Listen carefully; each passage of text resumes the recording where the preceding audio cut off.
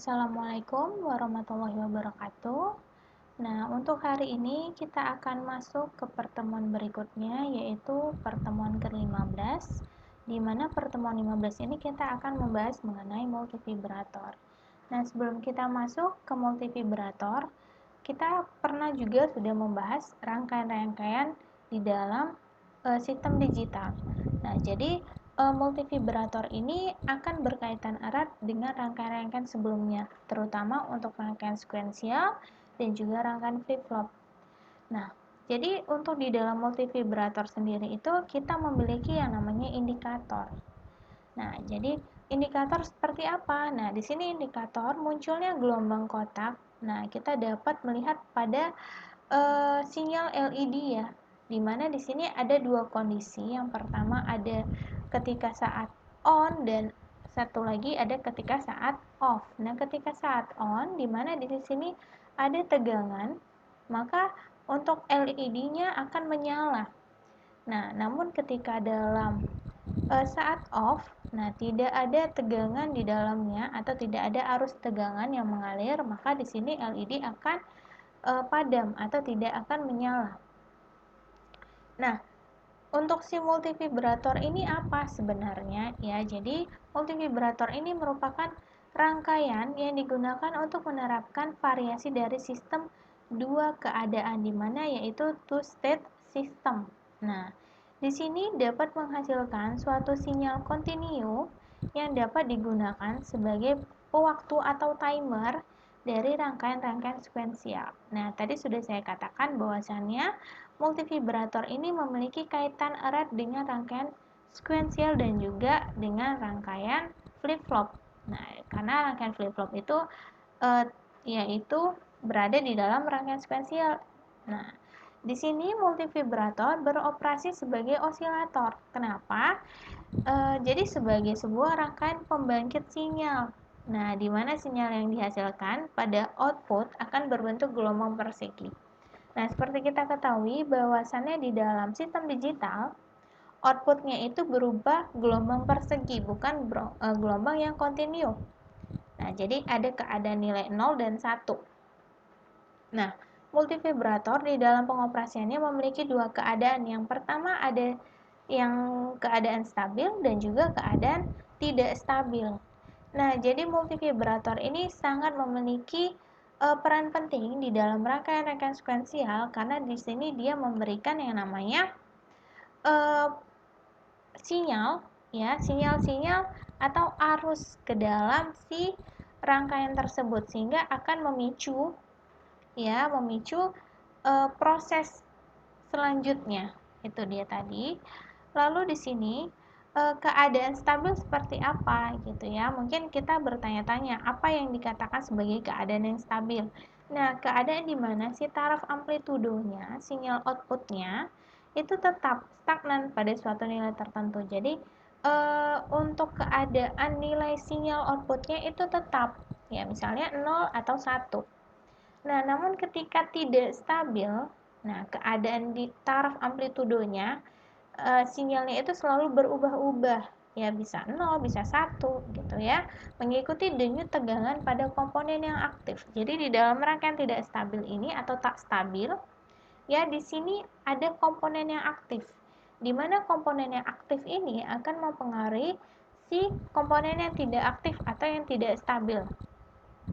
Nah, komponen yang aktif akan men-trigger ke komponen yang tidak aktif atau yang tidak stabil. Sehingga itu akan merubah sinyal-sinyal yang akan memproses ya, muatan-muatan yang ada di dalam si komponen tersebut. Nah, keadaan yang tidak stabil dipengaruhi oleh waktu laju pengisian dan pengosongan kapasitor yang besarnya ditentukan dari kapasitas kapasitor. Nah, kenapa dia tidak stabil?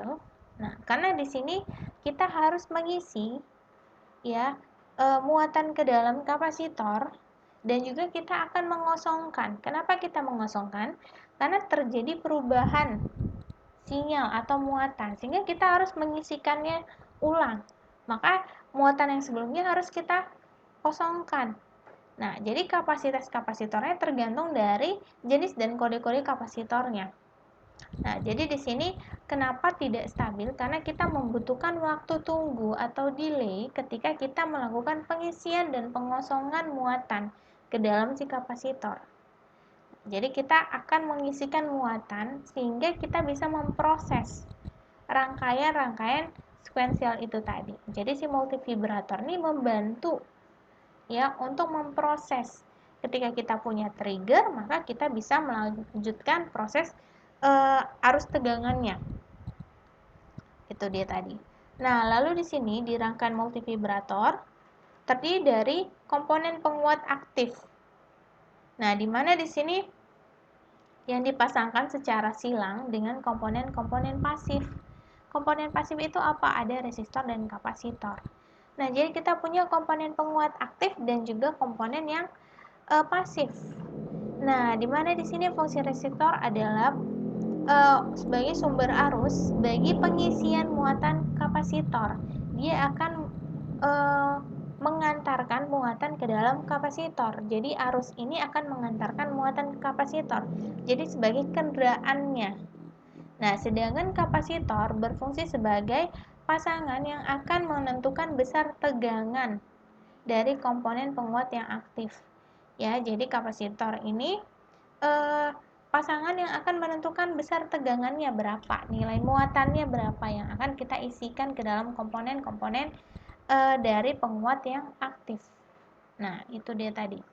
Lalu di sini kita punya yang namanya karakteristik, ya. Karakteristik multivibrator seperti apa? Di sini yang pertama tidak menggunakan kapasitor.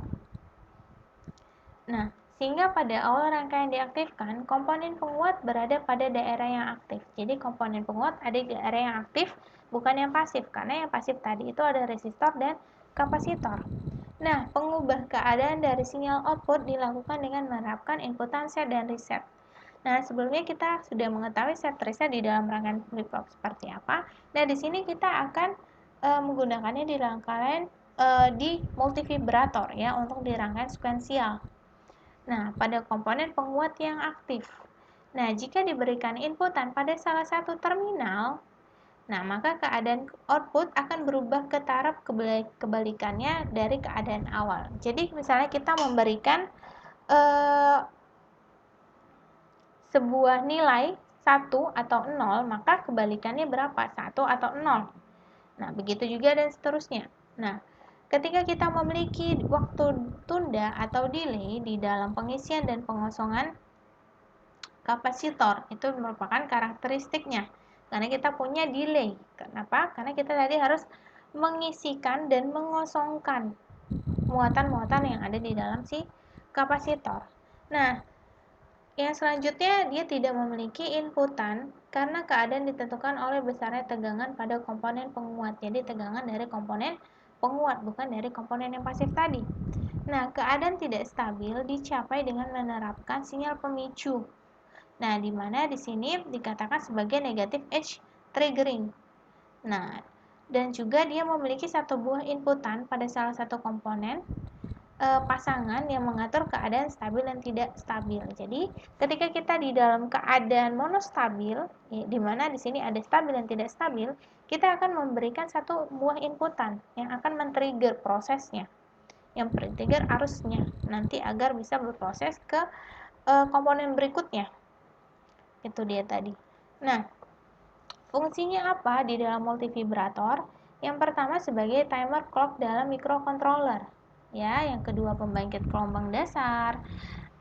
Lalu pembentuk gelombang dalam teknik pembuatan pulse wave modulation, juga memori dalam teknik komputer. Nah, di sini dalam satu microchip ukuran 3x3 cm itu terdapat lebih kurang seperti 200 miliar multivibrator. Jadi kita kebayang ya, di dalam microchip aja kita sudah memiliki 200 miliar multivibrator, di mana dia akan memberikan arus tegangan yang akan membantu proses rangkaian-rangkaian sekuensial dan juga rangkaian flip-flop yang ada di dalamnya.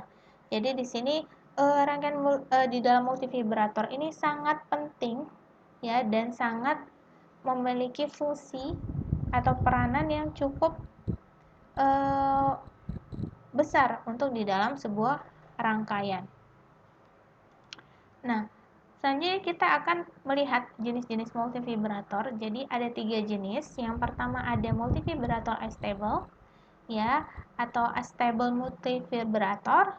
Di sini dia bersifat free running. Jadi tidak memiliki keadaan stabil yang permanen pada suatu periode tertentu. Jadi dia akan berubah-ubah.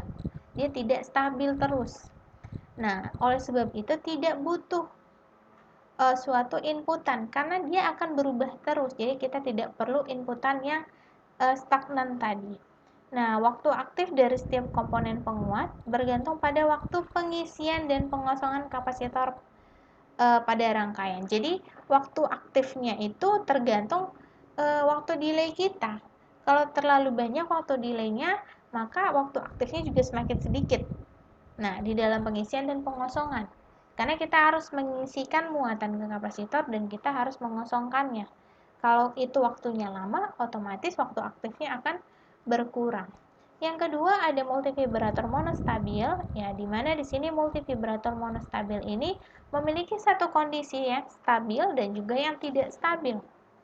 Nah, juga di sini mempunyai satu buah inputan denyut pemicu atau input trigger pulse untuk mengubah keadaan stabil dan tidak stabil.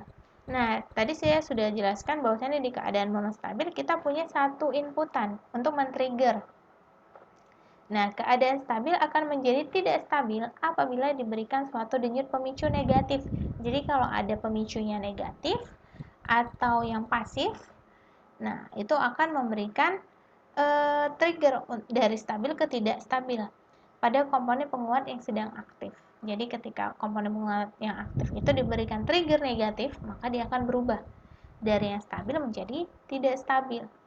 Nah, dan juga jika suatu denyut inputan berulang-ulang diterapkan pada rangkaian, itu dapat mempertahankan kondisi tidak stabil. Maka rangkaian tersebut kita sebut retriggerable monostable.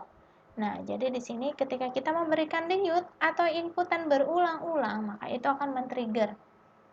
Ya, lalu sebaliknya jika denyut inputan berulang-ulang yang diterapkan pada rangkaian tidak mempengaruhi, ya, periode kondisi stabil, ya, periode kondisi tidak stabil, maka di sini dinamakan non-retriggerable monostable. Nah, jadi kalau dia mempengaruhi, maka dia akan merubah.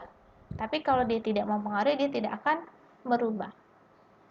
Nah, jenis yang ketiga yaitu multivibrator bistabil atau bistable multivibrator, ya. Di sini memiliki dua keadaan stabil. Kalau tadi monostabil, ada stabil dan tidak stabil. Tapi kalau yang bistabil, dia dua-dua keadaannya stabil. Nah, di sini kita tidak perlu waktu pengisian dan pengosongan di dalam muatan ke kapasitor. Jadi kita tidak perlu waktu delay karena kita sudah punya muatan atau inputan yang tetap, ya, atau yang stagnan. Nah, karena kita juga tidak memiliki kapasitor di sini, sehingga waktu aktif dari komponen penguat diatur oleh pemicu trigger eksternal, di mana kita muatan eksternal tadi akan mempengaruhi. Nah, kalau tadi di dalam rangkaian tidak stabil, pengisian pengosongan waktu itu menjadi trigger internalnya. Nah, lalu di sini dia punya keadaan ada set dan reset yang akan menyebabkan pada keadaan awal komponen yang aktif menghantarkan. Jadi kita akan mengeset, ya, inputannya berapa, lalu mereset, ya, untuk melakukan perubahan atau pengosongan muatannya. Nah, untuk di dalam aplikasinya yang pertama di astable atau astabil, ya, sebagai pembangkit sinyal yang menghasilkan gelombang output dengan periode yang tetap. Nah, sebagai rangkaian pembangkit denyut atau clock pulse ataupun counter dan juga timer, modulator dan rangkaian logika digital yang lain. Jadi di sini membantu, ya, membangkitkan denyut lonceng atau clock pulse-nya, counternya dia akan men-trigger. Ya. Lalu untuk yang multivibrator monostabil, nah, peregangan periode waktu terhadap denyut sinyal output atau pulse stretching-nya. Nah, sebagai rangkaian pendeteksi ujung jatuh pada denyut rangkaian flip-flop. Jadi, sinyal akhirnya berapa. Nah, untuk yang multivibrator bistabil, nah, di sini dia akan membangkitkan dan memproses sinyal-sinyal denyut. Ya, jadi dia akan memproses sinyal yang kita bangkitkan itu tadi. Lalu melakukan operasi-operasi seperti penyimpanan bit data dan operasi logika atau aljabar boolean. Lalu di sini juga pembentuk sistem memori dalam bentuk flip-flop RS ataupun JK. Nah, seperti kita ketahui, di dalam rangkaian sekuensial itu ada beberapa jenis rangkaian flip-flop, ya. Tidak keseluruhannya ada pada satu rangkaian, tapi ada beberapa jenis, ataupun bisa saja satu jenis. Jadi ada RS flip-flop, JK flip-flop, D flip-flop, T flip-flop di dalam rangkaian sekuensial.